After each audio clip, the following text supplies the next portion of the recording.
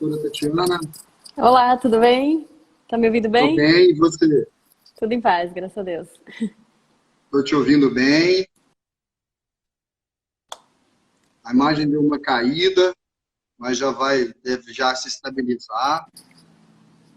Doutora, de antemão, agradecer a sua presença, em estar aqui compartilhando o seu conhecimento de uma matéria tão específica do direito esportivo, se não a mais específica, digo, né? Porque a gente está tratando de uma matéria de direito esportivo que envolve direito médico, nós temos aqui questões de substâncias, quantidade de microgramas, miligramas, uma coisa assim meio fora do nosso mundo aqui do direito Sim. desportivo, né? E, querendo ou não, é uma grande satisfação estar recebendo aqui. A turma começa a entrar devagar, vai entrando daqui um pouco. Nós vamos aqui falar sobre o Tribunal de Antidopagem, mas não antes, né, registrar o seu currículo, né, quem que a doutora Tatiana Nunes Mesquita é. Ela que é mestre, né, de Direito Desportivo Constitucional pela USP, é advogada-geral da União, esteve nas primeiras modificações legislativas para as Olimpíadas do Rio 2016, né? E também é a nossa presidente do Tribunal de Justiça Desportiva Antidopagem. O pessoal começa a falar TJDA, né? TJAD, alguma coisa referência sobre esse Tribunal de Antidopagem. E também é uma assídua participante também das alterações do Código de Dopagem brasileiro, né? O Código de Doping brasileiro. Agora, em Isso, 2021, nós teremos essa alteração.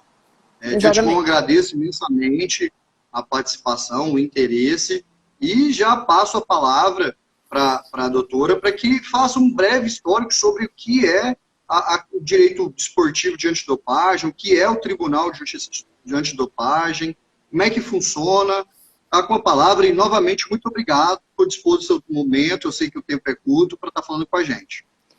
Obrigada, Vitor, primeiro pelo convite da OAB de Goiás. Obrigada pelo seu convite. Eu, na verdade, também agradeço a Cristiane, que foi quem fez esse contato, né, inicial entre a gente, que deve estar nos assistindo agora. Bom, falar sobre o tribunal, para mim, é um baita prazer, porque, como você colocou, né, nessa introdução, eu participei, inclusive, da criação do tribunal lá, né, na preparação para os Jogos Olímpicos do Rio 2016. Era uma das pautas importantíssimas, era essa inclusão, né, da justiça desportiva antidopagem como uma justiça desportiva específica, né, como algo que viesse realmente a consolidar em um único tribunal todas as modalidades esportivas. Antes, o que tínhamos era a análise dos casos de doping realizada por cada uma das justiças desportivas das respectivas modalidades. Então, você tinha o STJD, né, do vôlei, fazendo a análise dos casos de dopagem que ocorriam lá, do atletismo e assim por diante. Cada uma analisava os seus próprios casos. E a ideia era justamente possibilitar uma uniformização de todos esses casos, né? A gente acabava tendo, por circunstâncias, penalidades, suspensões muito díspares, dadas para uma mesma substância, só por conta da mudança da modalidade, né? É possível, na dopagem, no esporte, você ter uma mesma substância com suspensões diferentes em razão da modalidade? Até, mas isso não pode ser recorrente. Então, quando a gente está falando, por exemplo, de um diurético, é natural em que modalidades em que há a análise do peso, né, por algum motivo o peso importa mais, a análise do tribunal leva em consideração isso, eventualmente, para analisar a intenção ou não de utilização daquele diurético para fins de dopagem. Mas a ideia era justamente que, quando estando em condições similares, o atleta tivesse uma uniformidade nas suas suspensões. Então, foi um dos motivos, né, um grande motivo que ensejou essa alteração legislativa que lá em 2016 deu início ao tribunal. O tribunal, então, nasce nesse contexto, né, de Jogos Olímpicos. E essa é uma criação que veio em conformidade, né, com toda a reestruturação do sistema de dopagem brasileiro, que começou lá atrás com a criação da própria Autoridade Brasileira de Controle de Dopagem, a ABCD. A ABCD, que é a autoridade que faz o controle de dopagem, ou seja, que inicia todo o procedimento, né? Responsável pela coleta, pelo envio para o laboratório, que hoje nós temos um laboratório no Rio, né, já há alguns anos, que faz essa análise. Então, é o laboratório que vai analisar o que foi coletado pelo ABCD, encaminhar o resultado, e com isso a ABCD faz o processo que é chamado de gestão de resultados, que é o processo pelo qual ela faz a análise daquela situação, num caso de resultado, né, que a gente chama de resultado analítico adverso, ou seja, o resultado positivo para a presença de uma substância, que é considerada doping, né, e ela faz esse procedimento de gestão para, caso ela verifique que, de fato, há uma potencial violação, uma regra antidopagem, esse caso seja encaminhado ao tribunal, né? E com a criação do tribunal, a gente passa a cuidar desse caso. Então, pelo histórico que a gente tem no Tribunal de Antidopagem, quando eu fui do STJD, a gente cuidava do futebol, a gente também tinha uma parte da dopagem do futebol, que é tratado até pelo meu amigo, esqueci o nome dele agora, o Solera. Sim, né, o Fernando Solera. Ele continua, aliás, nessa parte do futebol. Ele atua muito com a gente lá no tribunal. Isso, e aí, como a gente vinha tratando disso, vinha conhecendo, quando houve a unificação do tribunal, houve um rompimento assim, da questão da justiça desportiva, né? Porque você segregou o que teria no Tribunal de Justiça Desportiva, que seria uma das matérias, e criou-se um novo tribunal, que é basicamente o que acontece nos outros países, né? Até a criação da ABCD, a autoridade. E se a gente for falar de ABCD, a gente pode entrar num tema polêmico, mas eu acho que não é o momento agora, de questão da Rússia, né? Os Jogos Olímpicos na Rússia, o que aconteceu com a Rússia? Perderam várias medalhas, né? Então, assim, a importância do doping para o esporte. E quando a gente fala da importância, a gente sempre fala do fair play, né? Da equiparação das armas dos esportistas, né? Então, eu vou fazer uma outra provocação. O que seria considerado doping? O atleta ele tem uma presença de uma determinada substância. E aí é bem legal esse exemplo. Neosaldina, poderia ensejar doping, prednisolona, às vezes o atleta faz o uso disso, medicamento que você compra na farmácia corriqueiramente. E aí eu queria que você tentasse trazer um pouco para qual que é a consequência disso para o atleta. Sim. Sim, esses são exemplos, esses dois exemplos são exemplos de medicamentos que podem sim gerar uma punição por doping, né? Todos esses medicamentos, né, na verdade não os medicamentos, mas as substâncias que estão nos medicamentos constam de uma lista, que é a lista proibida, que é publicada todo ano pela Agência Mundial Antidopagem, pela AMA, e é reproduzida em português pela ABCD. E nessa lista constam todas essas substâncias. Essas substâncias, elas têm dois tipos de substâncias. Tem as substâncias que são chamadas especificadas e não especificadas. A diferença, né, para nós do direito é que nas especificadas há uma espécie de presunção de que a substância não foi utilizada para fins de dopagem. Então, esses dois exemplos que você mencionou, que são medicamentos corriqueiros, que as pessoas usam às vezes para uma dor de cabeça, usam para uma sinusite, etc., são incluídos nessa lista de substância especificada, ou seja, há uma presunção favorável ao atleta de que, olha, eu acho que talvez você tenha usado para uma questão médica e não para fins de dopagem. E nessa situação, cabe, então, à Procuradoria do Tribunal, e também com base, né, nas informações técnicas que a própria ABCD apura, ela comprovar que houve a utilização para fins de dopagem.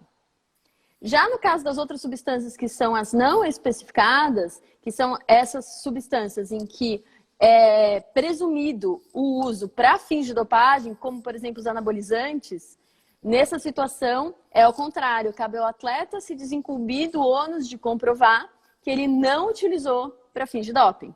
Então, fica para o atleta uma defesa mais difícil. E quando ele não consegue se desincumbir desse ônus, ou quando a Procuradoria, no caso das especificadas, demonstra que ele utilizou para fins de dopagem, a pena base dobra. Para as especificadas, a gente tem uma pena base de 2 anos, que pode ser reduzida por atenuantes. Para as não especificadas, são 4. E 4 anos para um atleta de alto rendimento é algo que realmente é muito complicado e pode sepultar, inclusive, a carreira dele. Por isso, é necessário cuidado. né? E falando nisso, Vitor, só para fazer um gancho, é possível que um atleta tome uma prednisolona, por exemplo, né?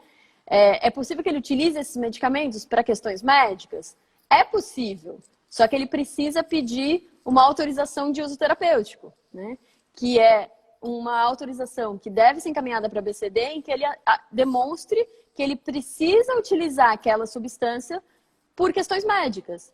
E passa por uma comissão que faz uma análise, e se eles liberarem a utilização dessa substância, o atleta, mesmo que for pego em um exame com essa substância, ele vai poder demonstrar que ele tinha uma autorização para isso. Tá? Então, não quer dizer que os atletas não possam, né, nunca fazer uso dessas substâncias, mas esse uso tem que ser embasado numa autorização de uso terapêutico. E não basta só ter uma prescrição médica, não basta aparecer com um atestado, né? Esse atestado tem que ser submetido a uma análise, justamente para verificar, né, se essa é a única substância que serviria para esse fim, se não dá para utilizar uma outra que não enseja, né, qualquer efeito de dopagem, etc. É muito interessante essa questão das substâncias especificadas e as não especificadas, que é um rol de nome em inglês. Vamos dar um abraço para o nosso amigo Caio aí, Mel Daz, grande tá por aqui? colega nosso. Tá, entrou e mandou um abraço, foi na fila do supermercado. Caio é fantástico. Ele é um parceiraço. Ele assiste live no supermercado e muito bom advogado. E ele sempre me manda as lives, eu quase nunca consigo assistir, até sempre me desculpo com ele, mas ele sempre me lembra das lives. Não tem problema, eu sei que ele vai te perdoar, isso aí eu tenho certeza disso. Mas, presidente, deixa eu te perguntar uma outra coisa. A questão das matérias, das substâncias especificadas e não especificadas, nós temos o que você disse que é importante a gente retratar, porque se o atleta ele vier a fazer o uso, ele tem que comunicar à autoridade. Exato. E após a autorização, não adianta vir com um atestado, olha, eu estava gripado, né? E as contaminações por, vamos dizer assim, involuntárias, que são grandes exemplos, por exemplo, as pessoas que, às vezes, talvez sejam uma matéria de defesa, né? Mas, assim, vamos supor que alguém que estava perto de uma outra pessoa que fez uso de uma determinada droga e ele não fez o uso e essa droga apareceu no exame, né? Sim. Ou um medicamento que a mulher usa que pode contaminar o homem, ou que, igualmente, situações dessa relevância, essa contaminação involuntária. Como é que o tribunal tem tratado isso? Como é que vocês têm enxergado essas... Não que precisa se manifestar por decisão, assim, mas sim, como é que vocês têm visto muita incidência dessa situação ou não tanto? Muita alegação nessa situação. Na verdade, como uma grande parte de quem está nos ouvindo devem ser, imagina, advogados, né, por conta de ser uma live organizada aí pela OAB, essa é uma das poucas matérias de defesa para fins de eventual absolvição que há na dopagem. Porque a questão da dopagem no esporte é uma questão muito complexa para nós advogados, né? Porque o atleta já entra no tribunal com uma presunção muito forte de que ele usou uma substância, né? Ainda que ele consiga comprovar que ele não teve intenção de dopagem, mas a substância foi detectada no seu organismo. Então você tem basicamente duas opções. Ou você tem que demonstrar que por algum motivo o próprio processo de coleta teve algum problema, o que até hoje o tribunal não enfrentou, nunca houve uma alegação nesse sentido, e até parabenizo sempre a BCD, porque realmente nem os advogados têm trazido qualquer problema em relação à coleta realizada ou ao procedimento de gestão. Ou o advogado vai ter que demonstrar que de alguma forma aquele atleta não sabia que aquela substância estava em determinado alimento, em determinado suplemento, em determinado medicamento que ele consumiu, né? E isso é uma matéria de defesa bastante difícil de ser comprovada, né? Principalmente porque, né, existe um artigo no Código Brasileiro Antidopagem, né, no Código atual, que vai valer até o fim desse ano, que é o artigo 9º, que prevê o parágrafo 1º, prevê o princípio da strict liability, que é o princípio da estrita responsabilidade. Aliás, o Caio é um que gosta dessa expressão. Ele mandou um maco peruano aí. Ah, sim, eu vou falar. Maco peruano. Eu não sei porque eu não tô vendo. Depois, Vitor, você vai me falando, porque eu não tô vendo, não sei por que os comentários. Mas, então, esse princípio da strict liability é justamente um princípio que diz que o atleta é responsável pelo que está no seu organismo. Então, o que eu sempre falo quando eu analiso essa questão de contaminação? Existe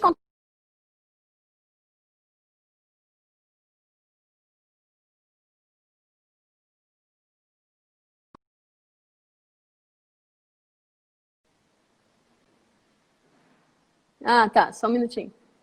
Você tá me ouvindo agora? Eu apertei É porque esse telefone aqui é da UAB, eu não sei mexer nele, é Samsung. Eu fui apertar o negócio para ver que se habilitava os comentários para você. Peço desculpa, eu acho que eu caí. E aí você ia dizendo? Não, eu ia dizendo o seguinte, que existem casos e casos de contaminação. Existe aquele atleta que tomou todos os cuidados devidos, que ele comprou um suplemento, por exemplo, de uma marca conceituada, que tem, né, aprovação pela Anvisa, comprou numa farmácia e tudo mais, e teve uma contaminação. Existe outro caso em que o atleta mandou manipular um suplemento em um lugar qualquer, ou o atleta comprou um suplemento na internet sem qualquer tipo de cuidado. E nesse caso, o atleta é responsável também, não só o atleta é responsável por saber quais as substâncias ele pode ou não ingerir, como ele é responsável por ter a cautela de não utilizar esse tipo de suplemento. Então, mesmo nessas situações, ainda que se comprove que o suplemento estava contaminado, o tribunal não tem levado esses casos à absolvição, né? A absolvição é algo extremamente difícil de ocorrer, porque justamente depende de uma comprovação que passa não só pela comprovação da contaminação em si, como pela comprovação de que o atleta ele usou de todas as diligências que lhe eram devidas, que ele foi diligente, que ele não foi em nenhuma medida negligente, né? E que nesse comportamento, é o comportamento do atleta médio, né? Então, que ele se comportando como deveria, mesmo assim ocorreu a contaminação. Então, a gente teve situações, sim. Teve um caso que sequer foi de absolvição, porque o caso teve uma suspensão preventiva que houve um pedido do advogado e eu retirei a suspensão e a BCD sequer encaminhou como resultado analítico adverso, porque lá na gestão ela já resolveu nem entrar com o caso no tribunal, que foi uma contaminação por uma substância chamada clenbuterol. Essa substância, ela já é reconhecida, a própria OADA, né, vai falar especificamente dela no próximo código, né? Porque ela é uma substância que vem, né, alguns países têm contaminação da carne bovina por essa substância. Então, basta você comer uma carne. Um dos países que eu tenho conhecimento é o México, por exemplo. Esse caso, inclusive, envolvia o México, né? E basta comer uma carne e você pode ser contaminado por essa substância. Então, naquela hipótese, o atleta conseguiu demonstrar que ele estava seguindo o cardápio que o próprio clube tinha, né, que tinha levado ele para outro país, tinha disponibilizado. Ele comeu uma carne e a quantidade de clenbuterol era mínima quando ele voltou para o Brasil e foi submetido ao exame, o que demonstrava claramente esse liame da contaminação. Então, nessa situação, eu revoguei a suspensão preventiva, depois eu conto um pouquinho sobre suspensão preventiva, como funciona. Mas eu revoguei a suspensão preventiva dele, devolvi o caso ao ABCD e pedi para eles analisarem isso. Na análise realizada na própria ABCD, eles entenderam que não havia qualquer indício de utilização daquela substância e que estava comprovada a contaminação. Então, foi um caso em que a contaminação foi comprovada. Mas só para falar, para não deixar... Porque o Caio falou da maca peruana, a gente teve um caso em que houve justamente isso. Muitos atletas devem ter ouvido falar da tal da maca peruana, que faz milagre, etc, etc. E assim, tem atletas que tomam super cuidado, fazem uma pesquisa e compram uma maca peruana, né? Que é uma espécie de suplemento, de um lugar renomado para evitar justamente qualquer problema de contaminação. E tem casos em que o atleta compra em qualquer lugar. Esse atleta comprou numa loja, sequer ele tinha, né, documento fiscal. Depois ele ainda conseguiu um recibo de alguma forma da loja, mas assim... E ele comprou de maneira desavisada, tomou e essa maca peruana estava, né, contaminada. Então, essa foi uma situação em que o tribunal considerou para fins de análise da culpabilidade, de que não é o grau maior de culpa, mas ao mesmo tempo o atleta contribuiu né, enormemente para a própria situação em que ele se colocou. Então, se entendeu que houve, sim, uma negligência por parte desse atleta. Então, essa situação da contaminação, muitas vezes, vai entrar justamente nessa análise de negligência. Não ter o devido cuidado, né? Não... Até porque a gente sabe que os clubes hoje, quando vão adquirir suplementos alimentares, eles devem ter um cuidado de comprar mais alguns lotes desse suplemento para eventual caso de incidência de dopagem, e isso seja uma matéria de defesa, né? Até porque a justiça de dopagem, ela já tem, você tem já a autoridade já de doping, de controle de dopagem, a defesa já fica muito difícil para nós advogados, né? Que eu já me coloco como advogado. E aí, é muito interessante, a gente tem muita coisa para a gente avançar. E Sim. Pegando um gancho dessa situação, mudando um pouco de foco, se me permite, eu vou cumprimentar alguns amigos que estão aí presentes, o Milton Jordão, nossa conselheira aqui da OAB Goiás, Márcia Polva, a minha cunhada da AGU, Silvia Schmetti, que teve com você num processo aqui de um agravo, um atleta aqui de Goiás, né? E foi um dos poucos processos que a gente teve no judiciário, aliás, foram 2 só, esse mais um. Ah, é? 2 processos? Só 2 processos. É um processo e esse caso, complicado. Esse caso, o próprio atleta desistiu do processo judicial para poder dar andamento no processo esportivo. Até porque a pena, quando se entra sem ter do artigo 217 da Constituição, é uma pena muito pesada, né? De você tirar a autonomia da justiça desportiva para que, sem se seguir o processo, para inventar com o processo, digo, inventar mesmo, né? Trazer para a justiça comum, né? Porque não tem que sair da justiça desportiva. Se tem uma autonomia prevista na Constituição, não tem o que a gente deixar. Meu amigo Milton Jordão está mandando uma mensagem para a gente também. Doutora, minha presidente, não posso deixar de registrar a Clarice, que é membro da Comissão de Direito Esportivo, ela também ela é atleta, foi atleta de ginástica olímpica, foi defensora do tribunal de antidopagem também. Mas eu queria ouvir mais sobre os casos e o que você tem visto no tribunal. Eu queria que você falasse sobre a defensoria, como é que funciona a defensoria, como é que um advogado pode trabalhar no tribunal, qual o conhecimento que ele tem que ter, além de um conhecimento do código, das substâncias específicas e não especificadas. Quando você falou clenbuterol, clenbuterol é um hormônio, né? Não deixa de ser um esteroide. Então, assim, há inúmeras situações, até porque nós estamos tratando de fisiologia humana, né? Então, eu queria que você trouxesse sobre a questão da defensoria. Perfeito.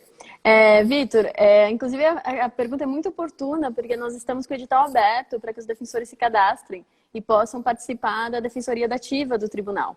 O tribunal tem um cadastro de defensores dativos, né, que ajuda justamente aos atletas que não têm condições de arcar com a sua defesa. Isso foi uma criação lá no começo, o tribunal já tem, eu não dei essa informação, mas o tribunal já tem 3 anos, né, de funcionamento, agora em maio, de efetivo funcionamento fez 3 anos agora em maio.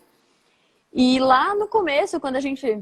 Foi algo que, assim, quem esteve lá no começo, né, junto comigo, a gente sabe que foi algo que a gente mesmo estruturou, né, na prática, a cada dia e a cada dificuldade. Então, a questão da defensoria foi isso, né? Foi um caso que apareceu, o atleta não tinha defensor, na hora alguém pediu ajuda para um amigo advogado que apareceu lá para defender aquele atleta. A gente falou, bom, a gente precisa ter algum outro jeito de fazer isso que não seja ligando para os nossos amigos, senão daqui a pouco a gente não tem mais amigo, né, também. Se a gente sempre pedir para eles. Então, vimos essa necessidade, estruturamos esse cadastro de defensores dativos que permite, então, que a gente dê aos atletas a defesa constituída, a defesa técnica necessária. A defensoria, bom, claro que o ideal é um conhecimento, né, de antidopagem, mas eu sempre digo que também se apresentar como defensor dativo é também uma forma de ingressar nesse mundo para quem ainda está começando. Então, o estudo, né, prévio do código, antes de pegar o primeiro caso, evidentemente, estudar as regras, estudar como funciona o procedimento, o regimento do tribunal, são estudos que são extremamente relevantes. mas a gente mesmo pedir uma experiência prévia, muito intensa em antidopagem, a gente acabaria excluindo muita gente que quer justamente iniciar nesse tema. Então, o nosso pedido é simplesmente que a pessoa tenha conhecimento de direito esportivo, né? Que antes de pegar o primeiro caso, faça justamente o estudo, né, necessário das regras antidopagem e que vai acabar aprendendo mesmo no dia a dia de atuação, né? Aquelas especificidades, aqueles macetes que a gente tem em toda a área jurídica, você só pega atuando. Então, claramente, os nossos defensores hoje são, né, de excelência, né? E atuaram aí já estão atuando com a gente há 3 anos. E agora a gente tem novos defensores que já se inscreveram nesse edital que continua aberto. Então, quem quiser pode se inscrever. Oi? Nós temos um edital em aberto, uma oportunidade muito grande para os membros da Comissão de Direito Esportivo ingressarem na Justiça de Antidopagem. Exatamente. Né? Então, exatamente. Depois no site eu vou compartilhar a turma. Tá, depois eu até te mando, Vitor, o link para que você possa compartilhar aí na página da OAB Goiás. Acho que seria super interessante fazer essa propaganda. A gente não só está com edital para advogado, Vitor, como a gente criou agora uma figura que a gente está chamando de assistente dativo, que é para quem está na faculdade de Direito ainda e queira atuar para ajudar esses advogados ativos. Então, ao invés de você usar o seu estagiário do escritório para te ajudar nos casos antidopagem, a nossa ideia é criar um banco também de estagiários que queiram auxiliar os advogados ativos. Então, o advogado basta requerer o auxílio desse assistente e esse assistente remotamente vai poder auxiliá-lo em pesquisas, naquilo que for necessário. Não, perfeitamente. Muito bom, né? Muito oportuno. A gente, nós temos alguns goianos e divulgar essa matéria aqui no nosso estado, né? Sem dúvida. Vai ser um prazer. A gente já tem dois goianos, né, Vitor? 2 goianos, né? A Cris, e tem a goiana agora... como auditora, né? A gente tem 2 goianos defensores e a Cris, que é... Os 2 defensores, o doutor Murilo Soares, a Érica Santos, as defensores, né? E a primeira integrante de Goiás como auditora é a doutora Cristiane. Doutora Nós Cristiane não temos ninguém de Goiás aqui, apesar de ser tanto de interesse esportivo no nosso estado, né? E é muito oportuno a gente ouvir isso. A gente havia conversado também na comissão sobre essa situação. Nós já temos interesse em divulgar essa matéria. Já te convido já de agora para que já fique registrado aqui para a gente fazer um curso ou um seminário de antidopagem pela UAB ou pela ESA Goiás, até para a gente dar o primeiro contato, até para quem quer ser advogado dessa área, né? Porque é uma área muito específica. Não deixa de ser... O direito esportivo ele é muito específico. E a gente não pode saber só a justiça esportiva, que é um grande viés, mas o direito esportivo é muito mais amplo, né? E quando a gente fala da justiça de antidopagem, estamos tratando de uma coisa de extrema importância para o atleta, que pode ceifar a vida dele. Sem dúvida. Né? Você faz uma má defesa para ele, em 4 anos, ele interrompeu, ele não consegue manter o alto rendimento. Sem dúvida. Né? E outro assunto muito interessante, que a gente tem que conversar aqui, eu quero saber a sua opinião, é sobre a questão da alteração do Código de Justiça Esportiva de Antidopagem. Nós temos que lançar um agora em 2021. Quais são as dificuldades? O que o tribunal tem enfrentado nesse sentido? O que vocês estão pensando? Existe alguma possibilidade de determinada substância ela não ser tida como dopagem aqui, ou não ser, a autoridade ela pode ter uma interpretação diferente da UADA? Existe um procedimento que pode vir a acontecer de novidades?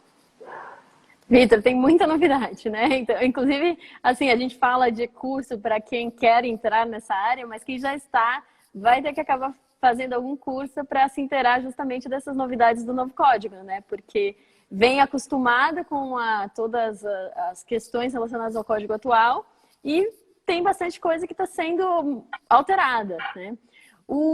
A gente, no Brasil, a gente tem uma previsão na Lei Pelé de que é o Conselho Nacional do Esporte o responsável por fazer justamente o Código Brasileiro Antidopagem, que nada mais é do que uma adaptação à legislação brasileira do Código Mundial, que é um código que é apresentado pela UADA, ou AMA, né? A sigla em inglês ou em português, e que é apresentado para todos os países que fazem parte do tratado.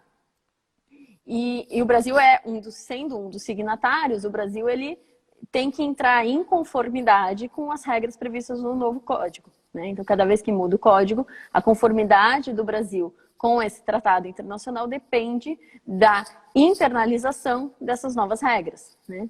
Então, nós estamos trabalhando, a ABCD e a Justiça Desportiva Antidopagem Geral, a Procuradoria e o Tribunal, nós estamos trabalhando e também vamos colher os inputs dos defensores dativos também, né? Para podermos ter esse novo código brasileiro, né, em vigor em janeiro do ano que vem. Que é esse o nosso compromisso com a Agência Mundial, esse é o nosso compromisso com a luta antidopagem. A gente precisa do novo código em vigor em janeiro, né? E esse novo código, né, na verdade, o direito esportivo em geral, né, para quem... Eu sou uma apaixonada pelo direito esportivo, desde o momento em que eu trabalhei lá na época, somos dois, né? Lá na época dos jogos, foi algo que assim, é muito difícil, né? Quem vem desse matiz de direito público, como é o meu caso, né? Eu sou advogada da União há mais de 10 anos. E quem vem dessa carreira de direito público e para essa área do direito esportivo, que é uma área bastante privada em geral, bastante privatista, né? Mas eu acho que, por outro lado, é importante, porque a gente tem um olhar, às vezes, um pouquinho diferente, que ajuda, né, a agregar e a construir coisas diferentes. Principalmente nessa questão da antidopagem, que acabou sendo, de alguma forma, houve um partilhamento de funções entre o poder público e as federações esportivas nessa luta, né? A partir do momento que a ABCD foi criada, o poder público entrou, né, de maneira um pouco mais ativa na luta contra a dopagem no esporte e na prevenção também por meio das ações de educação. Com a criação do tribunal, mais um passo, né? O tribunal, ele tem esse viés em que eu acho a formação do tribunal linda, eu falo, porque é um tribunal extremamente inclusivo, né? A gente tem 3 membros que são indicados pelo Poder Executivo, 3 pelas federações esportivas e 3 pelos atletas, né? Então a gente tem essa inclusão. Eu sei que você já comentou comigo que falta a OAB, mas vamos ver. Você não deixou nem eu perguntar, né? Mas a legislação, então, trouxe essa tentativa de inclusão, né? Que a meu ver, torna o tribunal bastante heterogêneo. Essa heterogeneidade é muito interessante, porque permite que a gente tenha discussões riquíssimas e cada um com um ponto de vista bastante diferente, né? Com formações diferentes. Então, isso é riquíssimo para a formação da jurisprudência do tribunal, para as decisões que a gente toma. Então, essa forma, né? Inclusive o tribunal é tão inclusivo que tem um dispositivo na Lei Pelé, no artigo 55A, que determina que o tribunal, na medida do possível, observe igualdade de gênero, né? E como mulher, eu sou extremamente feliz com esse dispositivo, porque o direito esportivo, né, vem há pouco tempo tendo uma inclusão mais feminina, né? Há um tempo atrás era muito masculino esse campo. E nós, mulheres, temos cada vez mais galgado aí, né, nossas posições nesse campo do direito esportivo. Então, isso me deixa bastante satisfeita. E voltando a essa questão, então, o direito esportivo ele tem essa característica que é muito própria, né? Na minha dissertação de mestrado, eu comento o fato de que o direito esportivo, ele é um dos exemplos que o Niklas Luhmann, né, que nós que estudamos direito conhecemos bem, ele utilizou para explicar a teoria dos sistemas.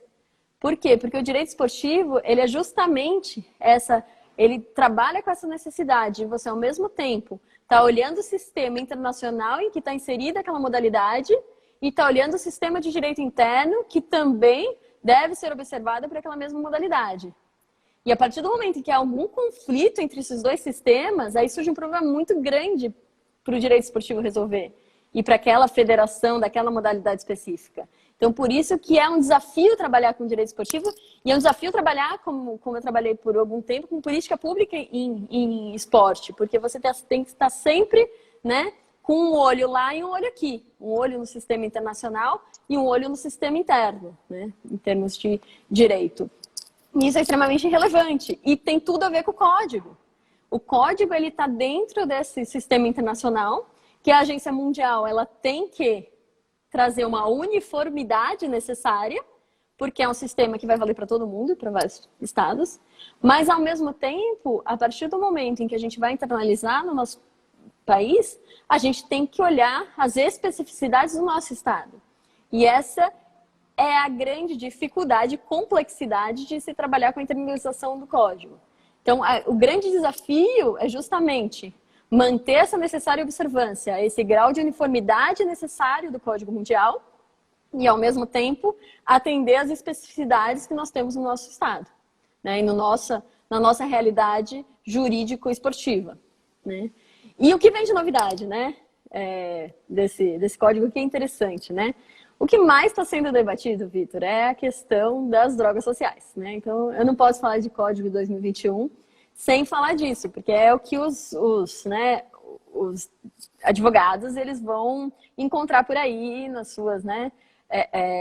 Quando um cliente aparecer, né, um atleta aparecer como cliente para uma defesa, uma das coisas que com certeza vai aparecer é justamente essa discussão. Por quê? Porque a WADA, a AMA, ela fez uma modificação em que ela previu que, no caso, ela chama, na verdade, de substâncias de abuso, né? Isso que a gente chamava no Brasil de drogas sociais. No caso de uma substância de abuso, os exemplos que a própria WADA tem usado, então a gente pode usar, seriam a maconha e a cocaína. São exemplos que a WADA tem usado bastante dessas substâncias, né? A gente não tem ainda uma lista que diga quais são essas substâncias de abuso. Essa lista só vai sair em 2021, mas a própria WADA tem usado em seus seminários esses exemplos. Então, eu vou utilizar os mesmos exemplos. A maconha vinha, até então, como uma substância especificada, com pena máxima a princípio de 2 anos. E a cocaína como não especificada, com pena de 4 anos. Então, você pegava um atleta, né, por uso de cocaína, por exemplo, e esse atleta ia ficar afastado do esporte, por mais que você trabalhasse com atenuantes, em razão de eventual situação, de dependência, etc., ele ia acabar ficando afastado por muito tempo, né? Por volta de 2, 3 anos. Com a mudança do código, se considerou que, caso se comprove, né? E aí vai caber, o ônus da prova é do atleta. Caso se comprove que a substância de abuso foi utilizada num contexto fora de competição, né? Ou seja, sem finalidade esportiva, né? Utilização num contexto fora de competição, para esse sentido, seria essa utilização sem a finalidade esportiva. Nesse caso, a pena vai ser de 3 meses de suspensão. E se o atleta se submeter a um tratamento, ou seja, se tratar de uma situação de dependência mesmo, essa pena pode ser reduzida até para 1 mês. Então, isso é uma alteração extremamente relevante. E, com certeza, é algo que né, vai suscitar ainda inúmeras discussões, até para fins, né, de formação desse conceito do que vai ser considerado fora de competição. O grande desafio, a meu ver, dessa nova previsão, né, e esse vai ser um desafio nosso no tribunal e dos advogados para tentar nos convencer, né, de alguma forma, é do que vai ser considerado como fora de competição para esse fim. Como que essa prova vai ser feita, né? Então, porque a cocaína, né, há estudos, e isso, né, às vezes é trazido aos autos, de que ela poderia sim auxiliar no aumento de performance esportiva, né? E nessa medida em que ela auxilia no aumento de performance esportiva, até que ponto vai se conseguir comprovar essa utilização fora do contexto esportivo, fora dessa vontade e intenção de aumento de performance, né? Isso vai ser algo extremamente importante. Muito relevante. É muito importante a gente trocar uma ideia e estar aprendendo com a presidente hoje. Presidente, assim, nós pensávamos que uma maconha, o uso da maconha, ela poderia trazer algum benefício ao atleta. Eu não vejo benefício algum, né? Não tem nenhuma comprovação que a maconha pode trazer um benefício. A cocaína, tudo bem, pode ter nesse sentido, né? Agora, temos essa possibilidade de defesa de questão do que é uso recreativo, do que é uso desportivo ou esportivo, né? Isso é muito relevante para a advocacia da justiça esportiva, do direito esportivo, né? Sim. É um avanço, né? Até porque poderia estar cometendo algumas injustiças na vida dos atletas. São pessoas que não poderiam ter uma vida normal, apesar que já não podem, né? Mas teriam que ter mais cuidados ainda sobre a sua condição de vida, né? E aí eu volto aqui no assunto que eu comecei com você mesmo. A contaminação por estar ao lado das pessoas, né? Como é que isso foi tratado no tribunal, e que bom que a gente tem esse avanço já. A aplicação da questão da própria atualização do código pode beneficiar, né? Inclusive com a questão da defensoria, nós temos essa possibilidade de novos defensores aqui já trabalhando com o Tribunal de Justiça de Dopagem, a especificidade dessas matérias, né? Então a gente tem inúmeros casos, e aí eu eu sei que você vai fazer um comentário, que eu estava falando que você já ia fazer um comentário, mas depois desse comentário eu quero que a gente passe para o lado já mais do lado de como é que funciona o tribunal. O tribunal recebe, porque eu acho que a gente fala com alguns colegas aqui que não tem tanto conhecimento. Tem algumas alunas mandando um abraço para você aqui, a Desi Emanuele. Ah, é defensora nossa. Uma defensora sua, Letícia Garcês. Sim. Alguns colegas aí, conselheiros, Laila, o Anderson Máximo, nosso presidente do PED. Enfim, eu quero que você explique para a gente aqui como é que funciona o procedimento da justiça desportiva. Perfeito, tá bom. Não, eu ia fazer, na verdade, um comentário sobre o que você estava falando, dessa questão das drogas sociais, porque isso era uma questão bastante recorrente no tribunal. Pô, maconha aumenta a performance? Em que medida? Por que é previsto como né, uma situação que deva ser, de alguma forma, endereçada pela justiça antidopagem, né? Na verdade, eu sempre utilizei esse argumento, que eu acho bastante interessante, de dizer o seguinte: olha, a dopagem, ela acaba se relacionando com 3 eixos, né? Não é somente o aumento de performance. O fair play é um desses eixos, sim. Né? Então, a antidopagem, ela visa justamente manter o fair play, manter o jogo limpo e a competitividade entre os atletas. Mas um outro eixo relevantíssimo é a saúde do atleta. Então, muitas vezes uma substância, um caso vai ser enquadrado como um caso de dopagem no esporte, não porque a gente entenda que houve efetivamente algum tipo de ferimento numa regra de competitividade, mas muito mais por conta de uma preservação de saúde do atleta. Vou te dar um exemplo, né, dessa situação específica. Um atleta de uma modalidade, né, como um futebol, basquete, etc., que muitas vezes tem lesão no joelho e utiliza, né, de um glicocorticoide, o colocado no próprio lugar da lesão, para que ele possa ter condições de jogo. Esse atleta, a princípio, né, ele não está com condições de jogo superiores aos demais. Para você dizer, olha, essa dopagem gerou um aumento de performance a ponto de fazer com que ele ficasse em condições superiores. A utilização daquele, né, glucocorticoide muitas vezes o colocou na mesma condição dos demais. Ele vinha com uma lesão, foi colocado na mesma condição para poder jogar. Só que essa questão é uma questão de preservação da saúde desse atleta. Porque esse atleta, ele vai ser prejudicado durante a vida dele. Quando ele tiver 30 anos, ele não vai simplesmente se aposentar do futebol. Ele não vai conseguir andar se ele continuar tendo esse tipo de comportamento.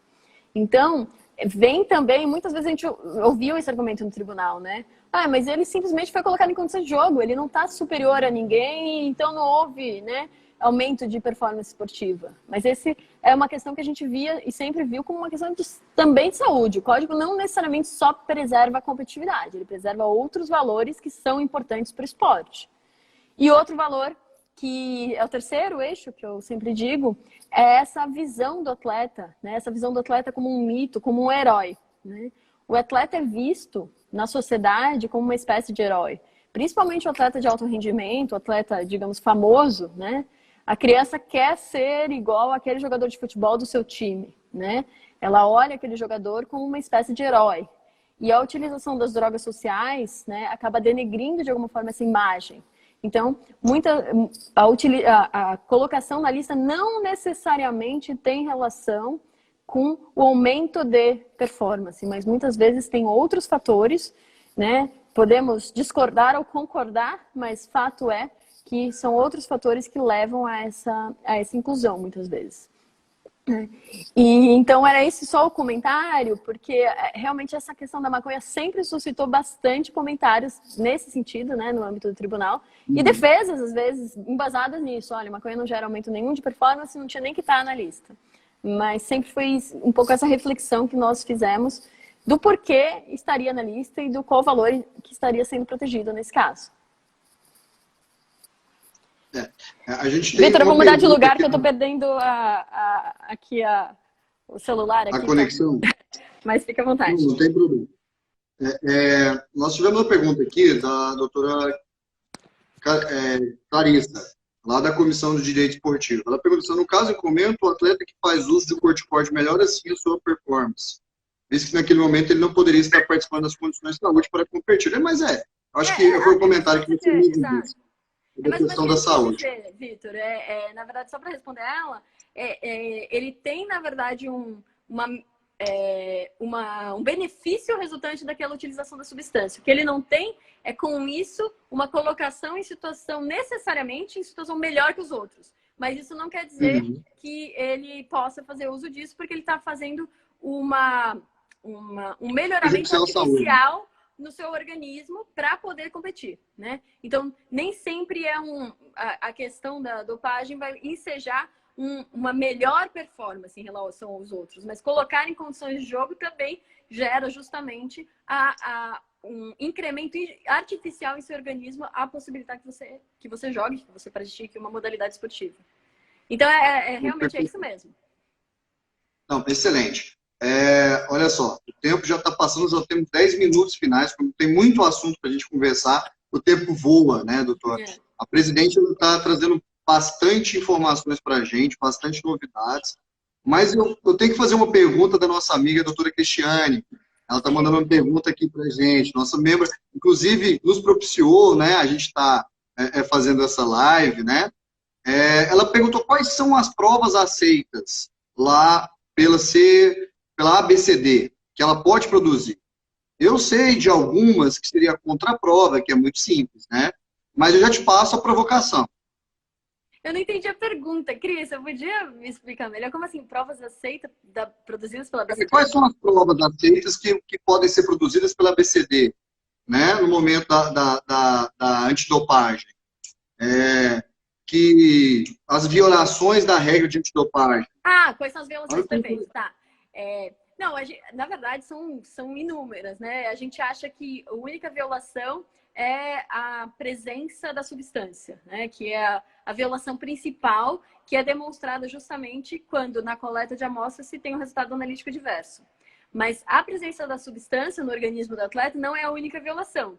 Existe, por exemplo, a violação que é o uso da substância, quando se comprova por outros meios, que não a coleta da amostra, que o atleta usou uma substância. Tá? Então, já tivemos um caso, por exemplo, muito interessante, em que o atleta foi denunciado pelos colegas, os outros atletas, né, que compartilhavam o dormitório com ele, de que ele recebeu uma caixa de uma farmácia, eu acho, ou de algum tipo de loja, e que continha uma substância que estava na lista. E naquele caso, não foi que foi encontrada na urina do atleta ou no exame de sangue do atleta aquela substância. Mas a substância, ele foi, naquele caso, denunciado com fundamento nesse outro dispositivo, que é o uso. Recusa. Se o atleta se recusa a participar do controle, é também tipificado, né? Fuga é outro tipo. É possível que não só o atleta, mas o que a gente chama de pessoal de apoio, ou seja, treinador, médico, assistente técnico, massagista, qualquer dessas pessoas, dirigente, que eventualmente participem da violação à regra de dopagem, podem ser também, né, há um tipo de cumplicidade e há também alguns tipos específicos, como o tipo de administração de substância proibida, né, que esse é bem mais específico para o médico, por exemplo. E o tribunal já condenamos, né? Já teve caso de condenação de médico, teve um massagista, teve técnico, assistente técnico, dirigente. Então, a gente já teve várias situações em que esse pessoal de apoio também sofreu as consequências da violação. Não sei se a Cris queria que eu trouxesse mais alguma coisa, mas é isso, a ABCD então traz essas informações, né, para a gente. A contaminação, por exemplo, né, quando há uma alegação de contaminação, é feito também um procedimento perante a ABCD. O atleta tem que encaminhar, né, os invólucros lacrados do produto que ele deseja que seja analisado, do mesmo lote que houve. Por isso essa importância que o Vitor já falou, né, o clube ou o próprio atleta guardar um segundo frasco do mesmo lote. Ele tem que enviar para que seja feita a análise. E essa análise tem um custo que tem que ser custeado pelo próprio atleta, né? a, a BCD não tem, né, não arca com o custo da própria análise da contaminação, mas essa análise é realizada pelo próprio LBCD, que é o laboratório credenciado. Excelente, doutora Tatiana. Presidente, a gente já está já agora 7 minutos do final. Eu quero ouvir de você, se puder compartilhar com a gente, como é que está funcionando os julgamentos. Vocês estão fazendo julgamentos durante a pandemia? Até o nosso tema aqui, a gente vai falar de justiça esportiva, de justiça antidopagem, e aí eu sei que o tribunal está funcionando, que vocês não pararam de funcionar, pelo contrário, se adaptaram muito bem, né? E falar um pouquinho também sobre a questão do sigilo do julgamento processual dos casos de dopagem. Perfeito, Vitor. Então, estamos funcionando há 20 e pouco, né? A gente já vinha utilizando um sistema eletrônico, todo o sistema do tribunal que a gente utiliza como base, né, para o processamento dos casos já era eletrônico, que facilitou bastante, até porque o trabalho é desenvolvido por auditores que estão no Brasil inteiro, por procuradores que estão no Brasil inteiro. Então a gente já vinha utilizando esse sistema, o advento aí da pandemia. A adaptação que nós fizemos foi transformar as sessões de julgamento, que antes eram híbridas, eram presenciais, com a possibilidade também da utilização de meios audiovisuais, né, transformar num julgamento 100% virtual. Né? A gente já vinha utilizando a virtualização como uma medida de acesso à justiça, no sentido de permitir que aquele atleta, aquele advogado, aquela testemunha, que não pudesse arcar com o ônus de vir a Brasília para participar da sessão de julgamento, pudesse participar à distância. Né? Então, a gente já vinha utilizando esse meio. E com a pandemia, o que a gente fez foi justamente transformar esse meio como um meio padrão de julgamento em que todos passaram a participar de sessão virtual. E isso foi um sucesso mesmo. Nós fizemos uma sessão virtual logo no começo, em que essa crise, né, começou, e não tivemos nenhum problema, pelo contrário, conseguimos julgar todos os casos sem nenhuma dificuldade e também não suspendemos prazos, mantivemos os prazos, porque a gente entende que os atletas merecem saber se vão ser suspensos ou não. Não é porque os atletas estão, entre aspas, parados, ou seja, não podem, né, não estão participando de competições nesse momento, que eles devem ficar com essa faca no pescoço sem saber se vão ou não, ao fim, ser suspensos por violação à regra antidopagem. Nós entendemos que esses atletas precisavam saber, mesmo durante esse período, se eles vão sofrer alguma suspensão. E aqueles que estavam em suspensão preventiva, se essa suspensão vai ou não ser mantida. Né? Então, nós temos mantido normalmente essas sessões. Em relação ao sigilo, eu, na verdade, Vitor, chamo não de sigilo, mas de preservação de intimidade. Né? Porque o processo ele tem que ter uma publicidade, o resultado é público, né, necessariamente, mas a gente entende que como as informações que o atleta traz, muitas vezes em sua defesa, tem relação com questões muito íntimas do porquê da utilização de um medicamento, uma eventual doença, uma determinada condição médica. Então, desde a primeira formação do tribunal, a legislação veio construída para a preservação dessa intimidade. Então, os acórdãos, nós estamos trabalhando para construir um banco de jurisprudência do tribunal, isso eu acho que é uma ótima novidade, que preserve essa intimidade. Então, a gente está... a construção é um pouco mais trabalhosa justamente por isso. Não basta a gente jogar o acórdão na internet, a gente tem que trabalhar medidas de preservação dessa intimidade. Muito legal. A gente estou surpreendido aqui de tanto que eu aprendi nessa quase uma hora de live. Doutora, a gente vai ter que marcar um evento, nós vamos ter que fazer mais, a gente precisa aprender mais. Ainda mais agora que nossos membros estão todos instigados a ser da defensoria, digo, os membros da Comissão de Direito Esportivo, vou fazer votos para que a turma faça isso, com a Cris hoje na comissão, né? Mas a gente tem 3 minutos. E aí, antes de você se despedir, eu queria que, se você puder, nesses 3 minutos, conseguisse contar um caso de inocência no tribunal, algum caso peculiar que houve inocência, que houve essa decisão nesse sentido, se houve, né? A gente teve um caso recentíssimo, né?